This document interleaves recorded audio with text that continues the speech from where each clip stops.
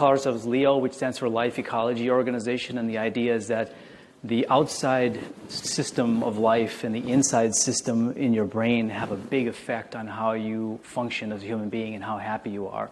And you actually have to start thinking in terms of the outside and the inside systems in order to really shape your brain to be more effective and to be more happy. So there's a whole team that's helped us get to this place, and you will also help. Like, we're constantly learning from everyone that we come into contact with, and so this is something that we all shape together for the betterment of everyone. Okay, so I want you to be a part of this as well. If you look at the headlines now, it's chaos out there. Depression levels are skyrocketing, addiction levels are skyrocketing, alcoholism, you name it.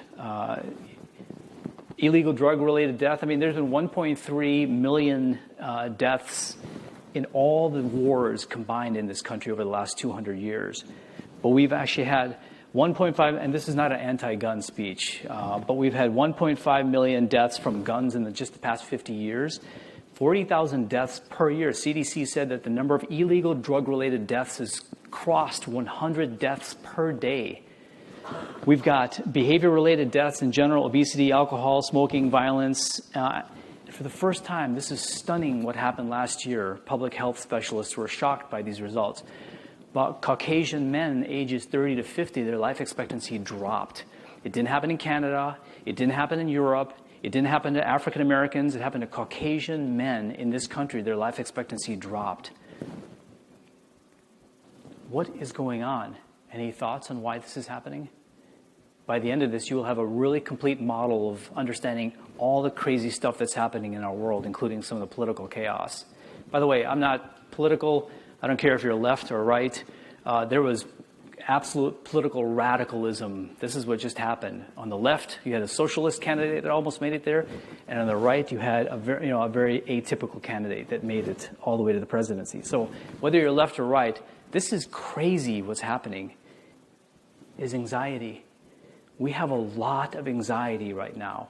Why that matters for you as leaders is that you are actually in the trenches of a war that you don't realize is happening, but you're about to realize where that war is and how you can win this battle, and why we need you as leaders to win this battle for the sake of our society, for the sake of our getting back to being great as a nation. So loss of identity. We thought we were the best. Now we kind of not sure we're the best anymore. The world is changing rapidly. Our share of total economic output has dropped. The Western world has gone from 75% to like 48%, right? So the rest of the world is charging, coming on fast. You've got robots, hungry nations, immigrants. Everyone's like, all the industries are getting radicalized, disrupted. But we have some suggestions for where you should put that neuroplasticity power. And that's what the rest of the talk is going to be. We're going to give you targeted aspects of the brain that you should consider shrinking and expanding, and then see what happens in your lives, okay? So we talked about the war that's going on. The war is inside the brain, and we're going to help you understand why this war is happening.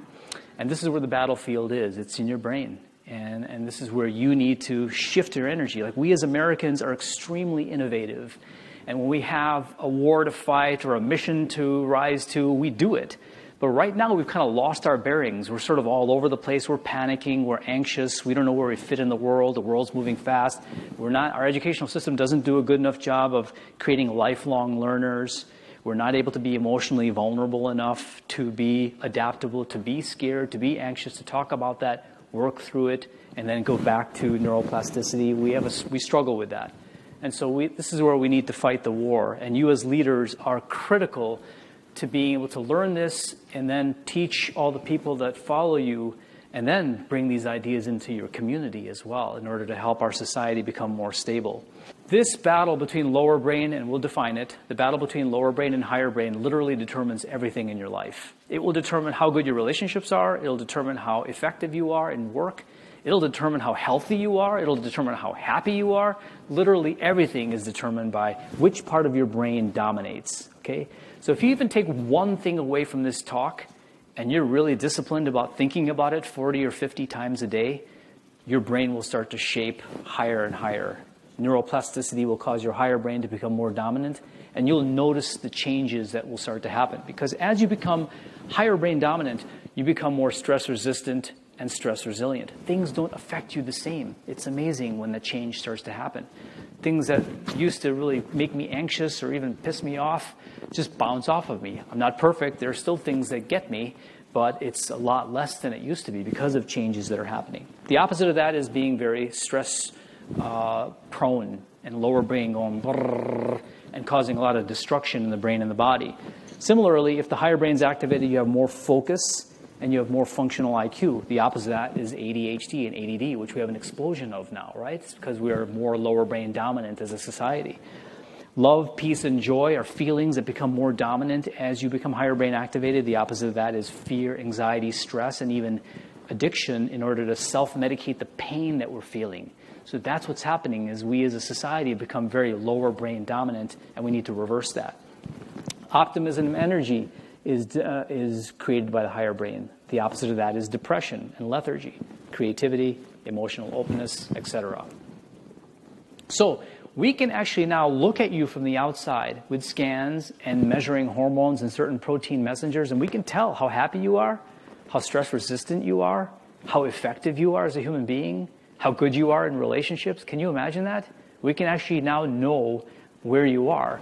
And so if you're lower brain dominant, you're designed to get high, as we'll explain, but your happiness will jump all over the place. If you're higher brain dominant, your happiness just keeps going higher and higher and higher, and it's much more stable. So that's what's at stake here, happiness and effectiveness by virtue of brain functioning in the higher brain mode instead.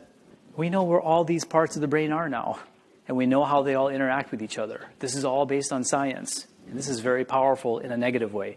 This is in your handout. Oh, I should be saying that this is in your handout, this is in your handout, right? Okay.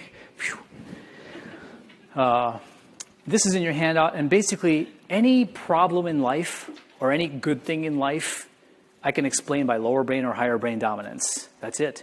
So you can have fun studying this chart on your own, and you'll be like, wow, on a 1 to 10 scale, 1 being totally lower brain dominant, empty bucket, all the neurotransmitters and hormones and getting high, all those things are gone. I'm empty bucket, lower brain. Or am I full bucket, higher brain dominant, and I'm just high all the time? You can tell where you are and what functionality is going on based on where you are. So that's for future reference.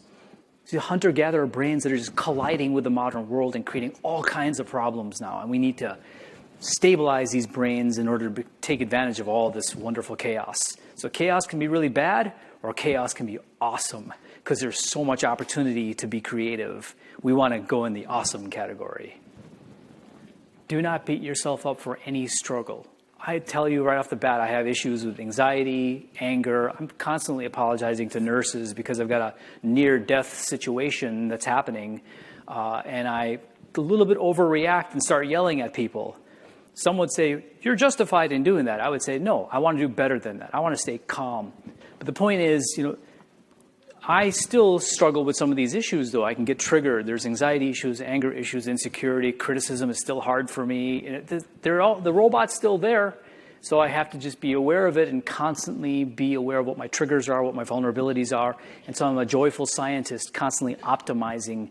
Like someone said earlier, where do I position myself in the world? And then how do I deal with my vulnerabilities? Like I said, you now know how powerful this machinery is.